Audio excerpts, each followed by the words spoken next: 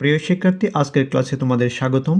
আজ আমরা সৃজনশীল প্রশ্ন 1-এর সমাধান করব। প্রশ্নে বলা হয়েছে অকেন্দ্রবিশিষ্ট বৃত্তে এবি ও সিডি দুইটি সমান, যা অ থেকে এবি ও সিডি এর উপর যথাক্রমে ওপি ও ওকিউ লম্ব।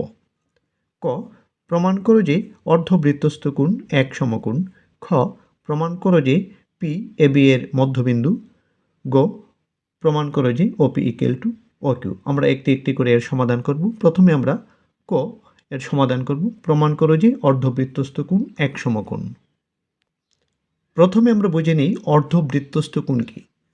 আমরা লক্ষ্য করি এখানে একটি বৃত্ত আছে। বৃত্তটির এবি হচ্ছে ব্যাস, অ হচ্ছে কেন্দ্র।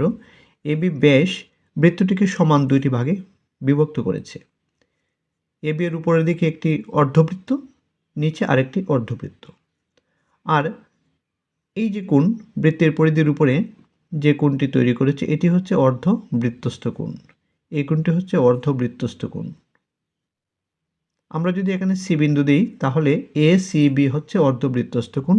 আমাদের প্রমাণ করতে হবে এই কোণের মান হচ্ছে এক সমকোণ। এখন আমরা কিভাবে এটিকে প্রমাণ করব আমরা লক্ষ্য করি। আমরা যদি এখানে একটি চাপ নিই এ ডি বি, তাহলে এডিবি চাপের উপরে দণ্ডায়মান দুটি কোণ আছে। একটি হচ্ছে বৃত্তস্থ কোণ আর এদিকে হচ্ছে কেন্দ্রস্থ কোণ। এটি হচ্ছে কেন্দ্রস্থ কোণ।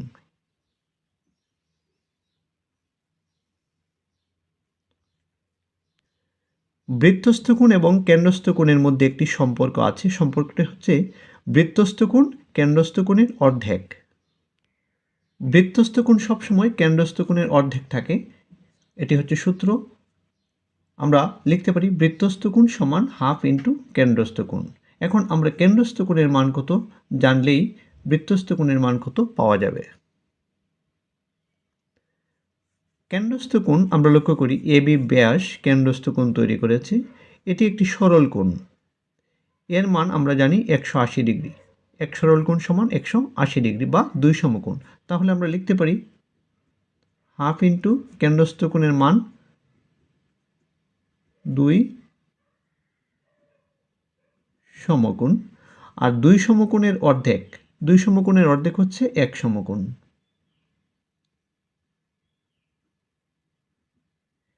এই ধারণা থেকেই আমরা অর্ধবৃত্তস্থ কোণ এক সমকোণ আমরা প্রমাণ করতে পারি। এখন আমরা কিভাবে গুছিয়ে লিখব। প্রথমে আমরা বিশেষ নির্বাচন লিখে নিব। চিত্রের বর্ণনা অর্থাৎ কী কী তথ্য আমরা পাই বা দেওয়া আছে এবং কি প্রমাণ করতে হবে সেটি হচ্ছে বিশেষ নির্বাচন। তাহলে চলো আমরা বিশেষ নির্বাচন লিখে ফেলি। আমরা লিখব 1 নং প্রশ্নের উত্তর ক।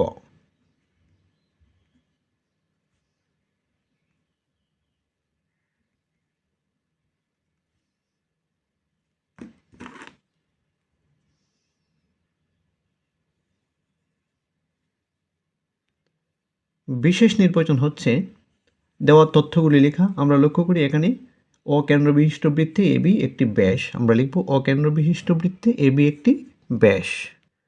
যেহেতু এবি ব্যাস, তাহলে সি বিন্দুতে যে কোণ উৎপন্ন হয়েছে সেটি হচ্ছে অর্ধবৃত্তস্থ কোণ। তাহলে লিখতে পারি কোণ এসিবি ইকুয়াল টু অর্ধবৃত্তস্থ কোণ।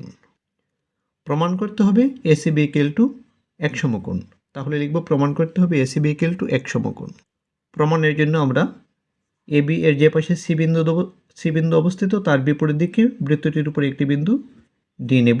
তাই আমরা লিখব অঙ্কনের ক্ষেত্রে, আমরা লিখলাম অঙ্কনের ক্ষেত্রে এবি এর যে পাশে সি অবস্থিত তার বিপরীত পাশে, সি এর বিপরীত পাশে বৃত্তটির উপর একটি বিন্দু ডি নেই।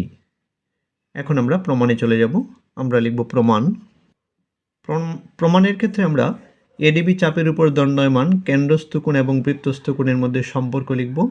আমরা লক্ষ্য করি এডিবি চাপের উপর দণ্ডায়মান কেন্দ্রস্থ কোণ সরল কোণ হচ্ছে এওবি এবং বৃত্তস্থ কোণ হচ্ছে এসি বি। তাহলে আমরা লিখতে পারি এডিবি চাপের উপর দণ্ডায়মান, এডিবি চাপের উপর দণ্ডায়মান বৃত্তস্থ কোণ এসিবি, এটি হবে কেন্দ্রস্থ কোণের অর্ধেক। কেন্দ্রস্থ কোণের অর্ধেক আমরা লিখতে পারি হাফ ইন্টু কেন্দ্রস্থ, এখানে কেন্দ্রস্থ কোণ হচ্ছে এওবি।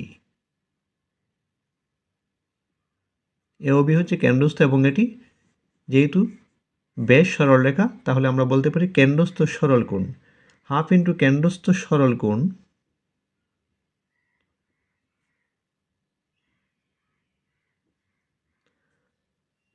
কোণ চিহ্ন এ ও বি।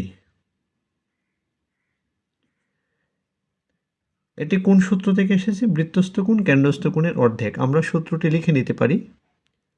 আমরা লিখলাম বৃত্তস্থ কোণ কেন্দ্রস্থ কোণের অর্ধেক। এখন আমরা লক্ষ্য করি হাফ ইন্টু কেন্দ্রস্থ সরল কোণ, এক সরল কোণ সমান 2 সমকোণ আমরা জানি, তাহলে কেন্দ্রস্থ সরল কোণের জায়গায় লিখতে পারি 2 সমকোণ।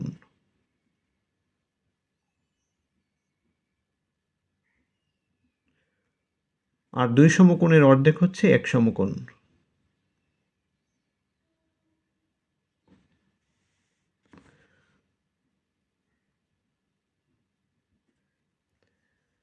হাফ ইন্টু 2 সমকোণ, 2 সমকোণের অর্ধেক হচ্ছে 1 সমকোণ, তাহলে আমরা লিখতে পারি কোণ এসিবি ইকুয়াল টু 1 সমকোণ, অর্থাৎ অর্ধবৃত্তস্থ কোণ 1 সমকোণ প্রমাণিত। আমরা এখন খ নং প্রশ্নের সমাধান করব। খ নং প্রশ্নে বলা হয়েছে প্রমাণ করো যে পি এ বি এর মধ্যবিন্দু। অর্থাৎ প্রথমে আমরা উদ্দীপকের আলোকে চিত্রটি অঙ্কন করব, সেখান থেকে আমরা প্রমাণ করব পি এ বি এর মধ্যবিন্দু। আমরা উদ্দীপকের আলোকে চিত্রটি অঙ্কন করার চেষ্টা করব। প্রথমে আমরা একটি বৃত্ত অঙ্কন করব। বৃত্তটির কেন্দ্র হচ্ছে অ। উদ্দীপকে বলা হয়েছে অকেন্দ্রবিশিষ্ট বৃত্তে এবি ও সিডি দুটি সমান যা। আমরা একটি যা এঁকে নিলাম। এবি এর সমান করে সিডি যা অঙ্কন করতে হবে। আমরা কম্পাস দিয়ে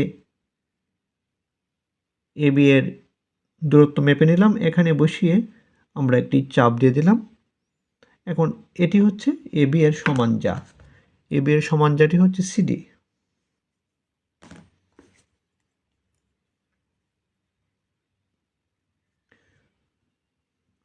প্রশ্নে বলা হয়েছে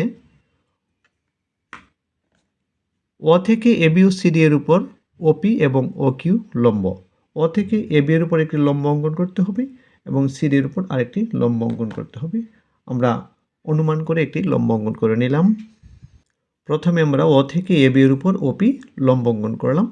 আমাকে দেখাতে হবে পি এবি এর মধ্যবিন্দু। আমরা ক্ষয়ের জন্য এতটুকু অঙ্কন করলেই যথেষ্ট, পুরোটা করার প্রয়োজন নেই। আমরা ও থেকে এবি এর উপর পি লম্ব অঙ্কন করেছি। আমাকে প্রমাণ করতে হবে পি এবি এর ঠিক মধ্যবিন্দুতে আছে। আমরা এখন দেখব কিভাবে এটিকে প্রমাণ করা যায়। পি এবি এর ঠিক মাঝখানে আছে কিভাবে প্রমাণ করতে পারি। প্রমাণের জন্য আমাকে একটি কাজ করতে হবে, সেটি হচ্ছে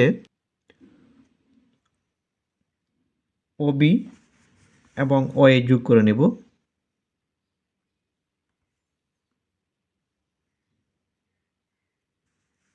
এটা হচ্ছে অতিরিক্ত কাজ, ও এ এবং ওবি যোগ করে নেওয়া।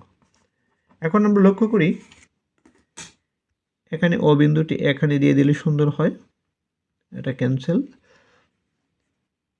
এখানে দুটি ত্রিভুজ হয়ে গিয়েছে, একটি হচ্ছে এ ও পি এবং অন্যটি হচ্ছে বি বি ও পি। এই দুটি ত্রিভুজকে যদি আমরা সর্বসম দেখাতে পারি, তাহলে আমরা প্রমাণ করতে পারবো পি এ বি এর ঠিক মাঝখানে আছে। কিভাবে সর্বসম প্রমাণ করা যায় আমরা লক্ষ্য করি। যেহেতু ওপি লম্ব এ বি এর উপর লম্ব, তাহলে এটি একটি সমকোণী ত্রিভুজ। এদিকেও এটি একটি সমকোণী ত্রিভুজ, এটি এক সমকোণ। এখন দুটি সমকোণী ত্রিভুজকে সর্বসম দেখানোর নিয়ম হচ্ছে যদি অতিভুজ সমান আর একটি বাহু সমান দেখানো যায়, তাহলে ত্রিভুজ দুটি সর্বসম হয়ে যাবে। আমরা লক্ষ্য করি এখানে এই ত্রিভুজটির অতিভুজ হচ্ছে এটি এবং এই ত্রিভুজের অতিভুজ হচ্ছে এটি। এই দুইটি বাহু সমান কারণ এরা ব্যাসার্ধ, তারা ব্যাসার্ধ, তাহলে অতিভুজ সমান দেখানো হয়ে গেছে। আর ওপি বাহুটি হচ্ছে সাধারণ বাহু, এই হিসাবে ওপি সমান ওপি।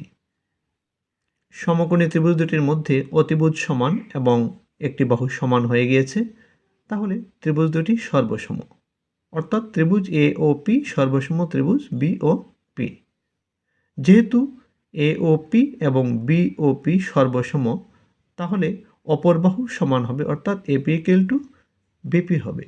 আর এপি বাহু এবং বিপি বাহু সমান হওয়ার কারণে পি অবশ্যই এ বি এর মধ্যবিন্দু হবে। এভাবে আমরা প্রমাণ করতে পারি।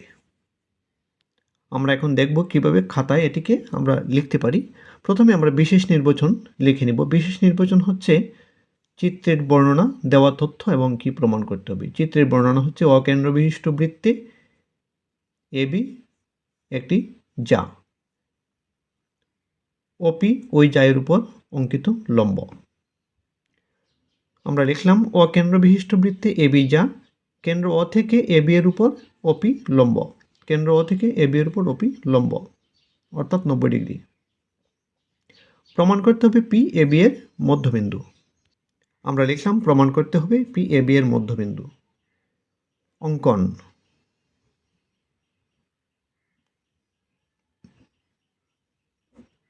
অঙ্কনে আমরা কি করেছি?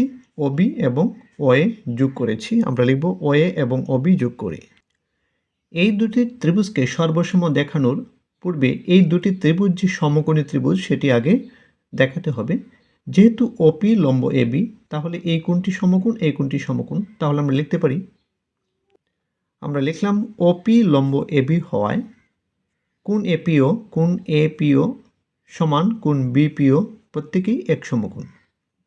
তাহলে এই দুটি সমকোণী ত্রিভুজ থেকে আমরা লিখতে পারি, আমরা লিখব ত্রিভুজ এ পি ও এবং ত্রিভুজ বিপিও সমকোণী ত্রিভুজ থেকে পাই এই দুটি ত্রিভুজের মধ্যে অতিভুজ এও সমান অতিভুজ বিও। এই দুটি বাহু সমান কেন? তারা হচ্ছে একই বৃত্তের ব্যাসার্ধ। ব্যাসার্ধ সবসময় সমান থাকে। তাহলে আমরা লিখতে পারি সাইড নোট, একই বৃত্তের ব্যাসার্ধ।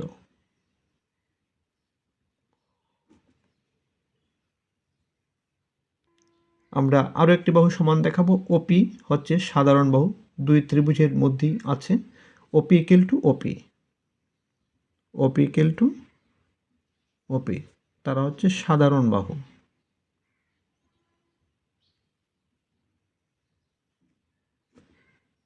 সমকোণী ত্রিভুজে অতিভুজ সমান এবং একটি বাহু সমান দেখানো হয়ে গেছে, অতএব তারা সর্বসম। আমরা লিখতে পারি ত্রিভুজ এপিও সর্বসম ত্রিভুজ বিপিও। এই চিহ্নটি হচ্ছে সর্বসম চিহ্ন। সর্বসম মানে সব দিক দিয়ে সমান। এখানে লক্ষ্য করি, এখানে এই বাহুটি আর এই বাহুটি সমান দেখানো হয়েছে, ওপি সমান ওপি দেখানো হয়েছে। এখন বাকি রয়েছে এপি এবং বিপি। তাহলে এপি এবং বিপি সমান, অতএব আমরা বলতে পারি এপি ইকুয়াল টু বিপি। আর যেহেতু এপি এবং বিপি সমান, তাহলে পি এপি এর মধ্যবিন্দু। তাহলে আমরা বলতে পারি অতএব পি এবি এর মধ্যবিন্দু। প্রমাণিত।